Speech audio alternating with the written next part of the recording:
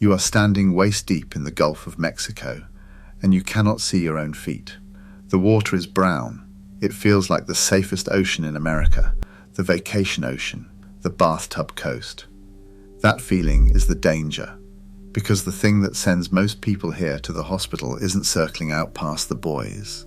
It's under the sand you're standing on, and the creature that tops this entire list isn't a shark, isn't a fish, isn't even something you can see. 9 dangers hide in this water, and the ranking runs backward from everything you'd guess. Let's start with the ones you can actually see, the ones with the reputation. The animals people are most afraid of are, statistically, the ones you should worry about least in the Gulf of Mexico. That doesn't make them harmless. It makes them misunderstood.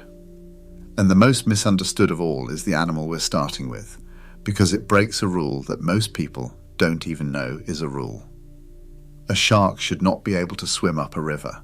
Salt water and fresh water are not just 2 versions of the same thing to a fish. They are 2 different chemical environments, and the border between them is deadly to most ocean animals.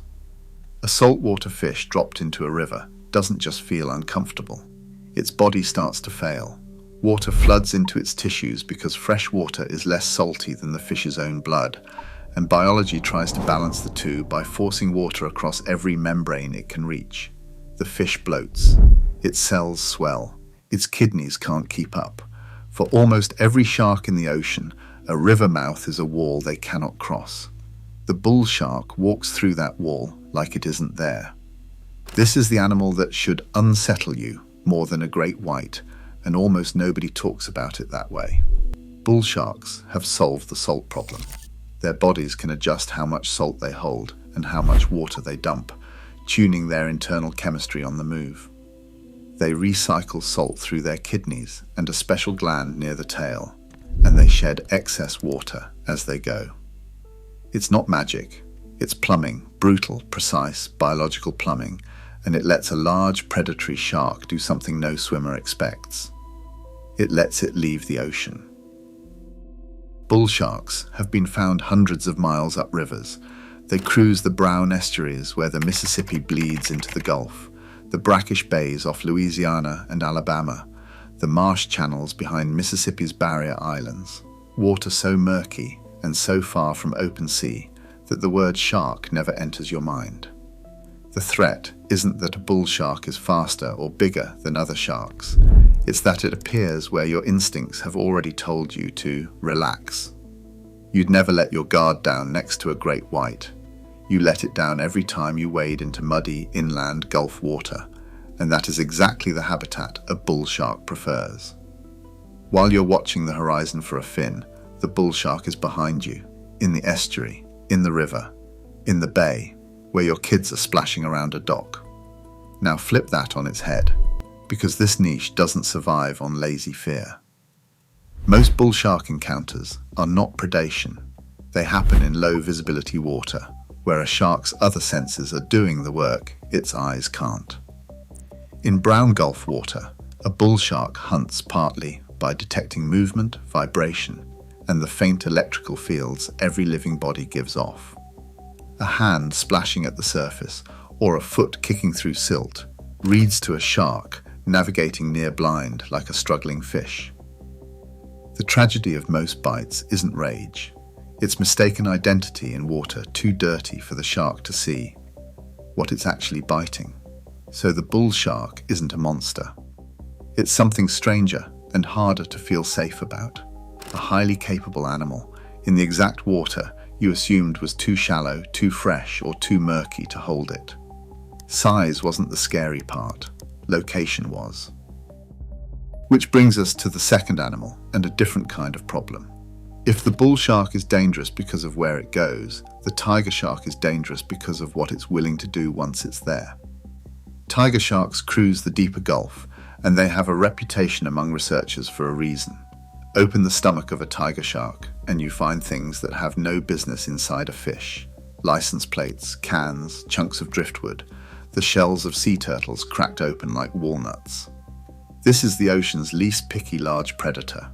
Where most sharks specialize, Learning to hunt one or two kinds of prey with efficiency, the tiger shark investigates almost anything. Its entire feeding logic is built on checking first, treating the unfamiliar as potential food until proven otherwise. Think about what that means in practice. A specialist predator ignores things outside its menu. A generalist can't afford to.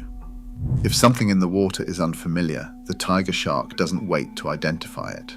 It bites it. One test, one check, one exploratory clamp to see if the object fights back, bleeds, or is worth eating. In the Gulf, where people swim the same shallows this animal patrols, the unfamiliar sometimes means a person on a surfboard, a swimmer's dangling legs, a dark shape in silty water. It doesn't need to want to eat you, it just needs to check. The teeth are the reason a single check is enough to be catastrophic. Curved, serrated, built not to grip but to saw, designed to crack open a turtle shell that any other predator would give up on. That blade cuts through bone-hard material as a feeding tool. That same edge does not distinguish between a shell and a limb. And still, the tiger shark is not the reason Gulf beaches would empty if people understood the water. We haven't gotten to the seafloor yet. The third animal you can see is the great hammerhead, and it looks the most alien of the three. That head, flattened, stretched out into a wing with an eye on each far tip, looks like a design mistake. For years, the obvious guess was that it was about vision, and that guess wasn't foolish. Spreading your eyes that far apart does change how you see the world. The head isn't mainly about sight, though. It's an antenna. The undersides of a shark's head are studded with tiny jelly-filled pores called ampullae of Lorenzini, sensors that pick up the faint electrical signals living tissue leaks into the water. A heartbeat, a muscle twitch, the electricity of a body trying to hide. Every shark has them. The hammerhead took that sensing system and spread it across a wide bar of flesh, turning its head into a metal detector sweeping the seafloor. The wider the head, the broader the sweep. A stingray can bury itself in sand until it's invisible to every eye in the water. It cannot switch off its own biology. Its heart still beats. Its muscles still fire. The hammerhead sweeps that flattened head low over the bottom, reading the electrical whisper of a ray that thinks it's hidden and pins it before it can flee. The hammerhead built its whole head around a problem you're about to have. The Gulf's most specialized hunter evolved specifically to detect what's buried in the sand, which tells you something about how much dangerous life is buried in that sand in the first place. Now step back from the three of them together, because something should bother you. Everything we just covered, the river-crossing bull shark, the eat-anything tiger shark, the seafloor scanning hammerhead, these are the animals with the fearsome names, the fins in the movies. In terms of how many Gulf swimmers actually get hurt each year, they are near the bottom of the list. Verified shark bites in the Gulf are rare. Fatal ones are rarer still. You are far, far more likely to drive home from the beach injured than to be touched by any shark in that water. So if the predators aren't the problem, what is? Look down, not out at the horizon where the fins are supposed to be. Down, at the murky water around your legs, at the sand you can't see through. The Gulf's real danger was never the thing swimming toward you. It's the things that don't move at all, the ones you step on, brush against, or never notice until the pain starts. The predators announce themselves. The next three don't announce anything. They wait. One of them injures more Gulf swimmers than every shark in this ocean combined. Get down onto the seafloor with me, into the exact water you've been standing in, and change what you're afraid of. Stop watching the horizon. The horizon was never the problem. The problem is the 6 inches of murky water around your ankles and the sand underneath it. The animal that puts more people in Gulf emergency rooms than every shark combined isn't swimming anywhere. It's lying flat, buried, waiting, and it has a barb on its tail that it would very much prefer never to use on you. The stingray is the most dangerous animal in the Gulf of Mexico that almost no one is afraid of. That sentence should feel wrong, and that's exactly why it matters. Everything about the stingray's reputation is backward. People picture rays as the gentle ones, the ones you pet in an aquarium touch tank, the ones that glide by like underwater birds. That image is true. That is the whole trap. A stingray does not hunt you, does not chase you, does not want anything to do with you. It wants to be a flat, brown shape, hidden under a thin layer of sand, invisible, feeling for buried clams and worms with a mouth on its underside. Its entire survival strategy is disappearing. It works so well that thousands of people every year find one the same way, by stepping directly on it. The mechanism is the whole story. That barb on the tail is not a weapon of aggression. It's a last resort, a defense that only fires when the animal is pinned.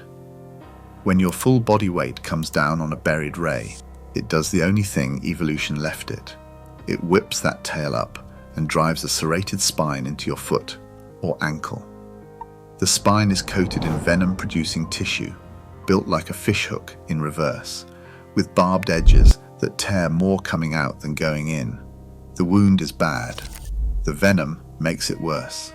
Immediate screaming pain, swelling, and a puncture that runs deep and dirty in a way that invites infection in bacterial water.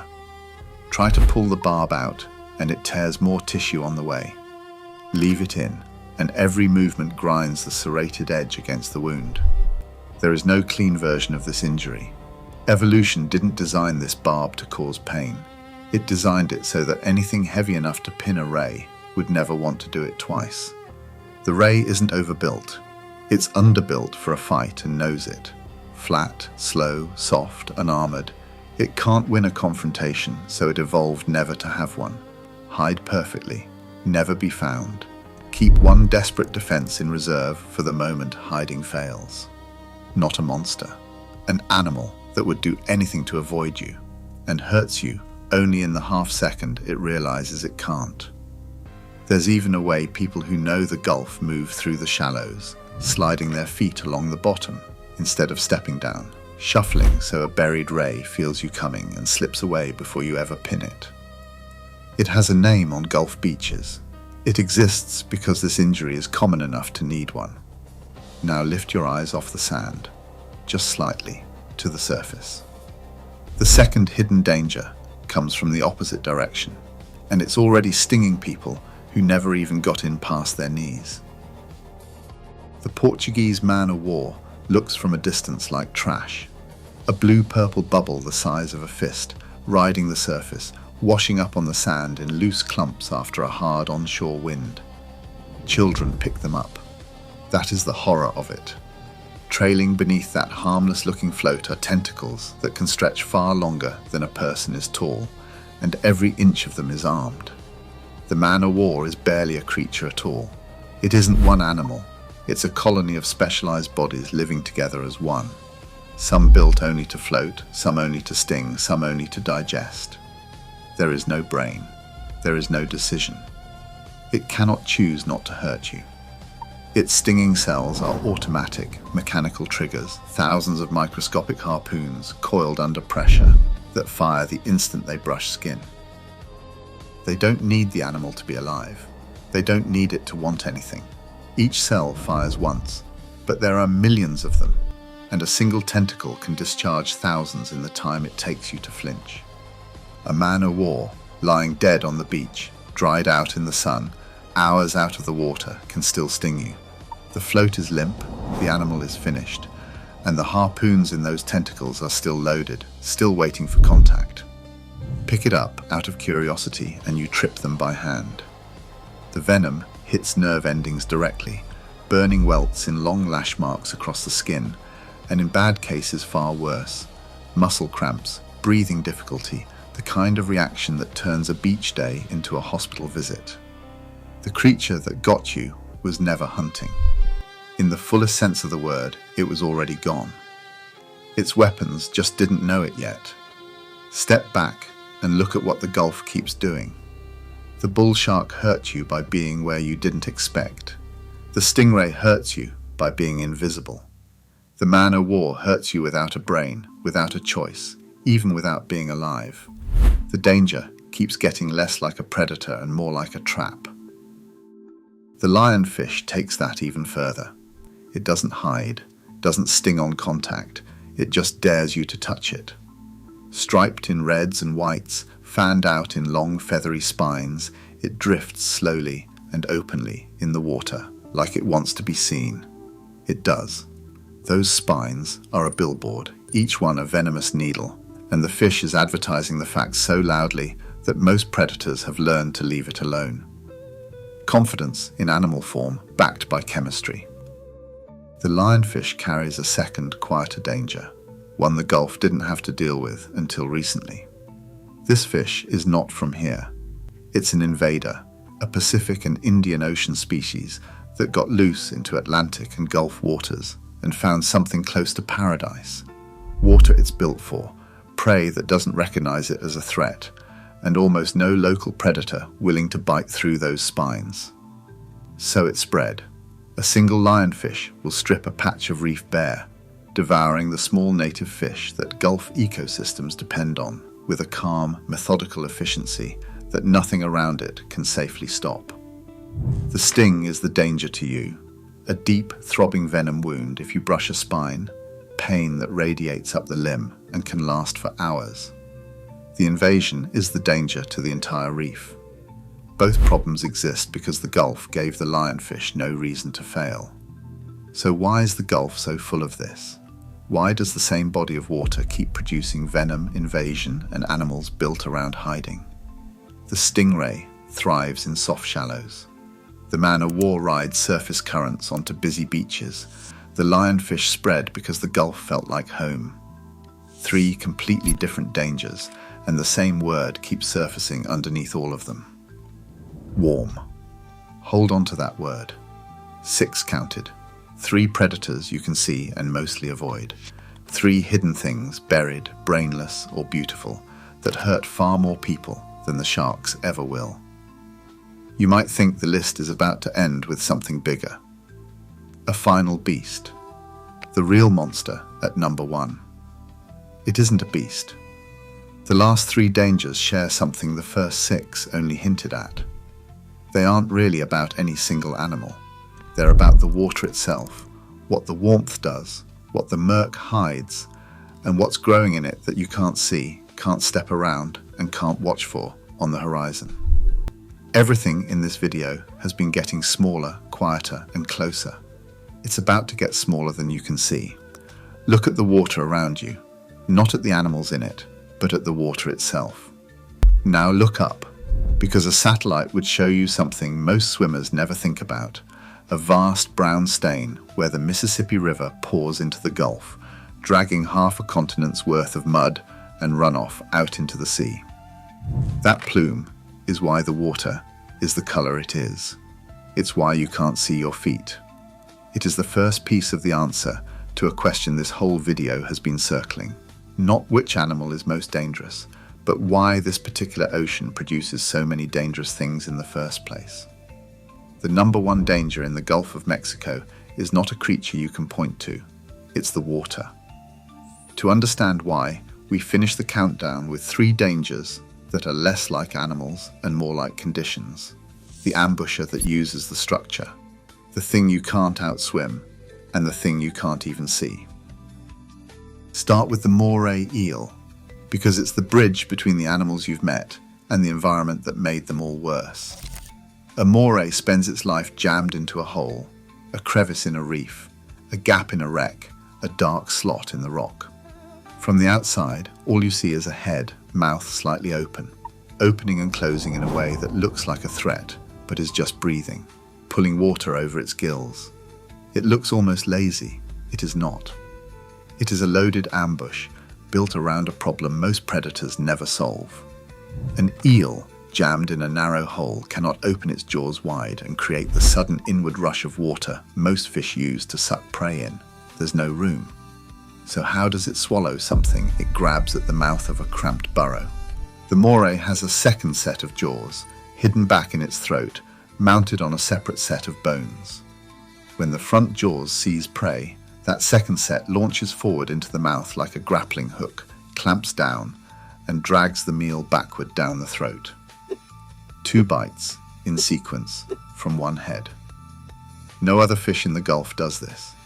The anatomy is real, documented, studied, and it exists for a completely logical reason. It's how you eat when you live in a hole too tight to do it any other way. The danger, to you, is straightforward. A moray in its crevice is nearly invisible until your hand is already near it, and in murky water it can't tell what you are. A hand reaching into a dark hole, feeling around a wreck or under a ledge, triggers the same response as a passing fish. The bite is deep. Those recurved teeth are built to hold, not release. The harder you pull away, the deeper they grip. And now your instinct is working against you, because yanking your hand out of a jaw designed to lock is how a shallow bite becomes a serious wound. That wound goes into water already loaded with bacteria. The eel didn't choose to attack you. It reacted to a shape in water that wouldn't let it see. That last line matters more than it sounds, because it is the line that connects everything. Every creature in this video has been made more dangerous by the same condition, water that won't let anyone see clearly. The animals aren't the root of the problem. The environment is. Gulf warmth is not comfort, it is fuel. It is what lets venomous and tropical species that would die off a colder coast not just survive here, but thrive year-round. The lionfish, the man of war, riding currents onto crowded beaches, the rays spread through soft shallows. Warmth extends the season. On a cold coast, dangerous animals and swimmers overlap for a narrow window. In the Gulf, the water stays comfortable long enough that the overlap almost never closes. More species, more active, for more of the year. In the exact same water, families swim in every weekend from April to October. Murk is the second half, and it's the Mississippi's gift to everything that hunts or hides in this ocean. That river plume, all that suspended sediment, turns the Gulf into water you cannot see through. Every single danger in this video gets worse when visibility drops. The bull shark mistakes a swimmer for prey in the murk. The stingray stays perfectly hidden under a thin skin of sand in the murk. The moray can't tell your hand from a fish in the murk. The man-o'-war's tentacles trail invisibly below the surface in the murk. The Gulf's signature danger isn't that it's full of monsters, it's that it hides everything, the harmless and the harmful alike, until contact is the first warning you get, which leaves the final danger. Number 1. The one that should genuinely change how you think about this water, because it's smaller than every animal we've named, smaller than anything you can see at all. In that Gulf water lives a group of naturally occurring bacteria, Vibrio, and one species in particular is the reason emergency doctors along the Gulf Coast treat a simple cut like a crisis. This isn't an animal that attacks. It doesn't have to. It's already in the water, part of the ecosystem, multiplying faster in warmth, concentrated in the shallows where the temperature is highest and the most people wade. The trouble begins the moment the water gets in where it shouldn't, through an open cut, a scrape, a stingray puncture from an hour ago, a raw spot you forgot you had. The bacteria enter through the break in the skin. In warm conditions, they replicate aggressively, and the tissue around the wound can change fast. Redness spreading outward, swelling accelerating beyond what a normal infection should do, pain deepening in a way that doesn't match the size of the cut. In the worst cases, the damage moves faster than the body's own immune response can match. What started as a cut becomes a spreading tissue destruction that doctors call necrotizing, meaning the infection is killing flesh faster than the body can replace it. The skin darkens. The area grows. At that point, treatment is a race. The less time wasted, the more tissue saved. Wait too long, and the conversation shifts from antibiotics to surgery, or worse. The bacteria didn't do anything unusual. They did what they always do. The warmth just let them do it faster. and the wound let them in. This is rare. Most swimmers will never encounter it. It is not a reason to avoid the Gulf, but it is real. It is documented along the Gulf Coast every summer. It spikes in the warmest months when bacterial loads are highest. And it is exactly why number 1 on this list was never a jaw or a barb or a tentacle. The deadliest thing in this ocean is the water's own warmth, working through a wound you barely noticed, feeding something too small to see. Every piece of this video snaps together now. You came in expecting a monster at number 1, a bigger shark, a stranger fish, something with teeth. Instead, the countdown ran backward from your instincts on purpose, from the predators you fear and rarely meet, to the hidden things you step on, to the environment that empowers all of them, and finally, to something microscopic you can't step around, can't watch for, and can't see. The danger was never really 9 separate creatures. It was one ocean that makes 9 kinds of danger possible and hides every one of them in brown, welcoming water. The Gulf of Mexico is not dangerous despite being warm and calm and shallow. It's dangerous because it is. The warmth is the engine. The murk is the cover. The very qualities that make it feel like the safest ocean in America, bathwater temperature, gentle surf, that soft brown haze, are the exact qualities that let all of this live here, close to shore, year-round, in the water where the children play. As that water trends warmer, the list doesn't shrink, it grows. The range of the tropical species creeps north. The season stretches longer. The overlap widens. Picture it one more time.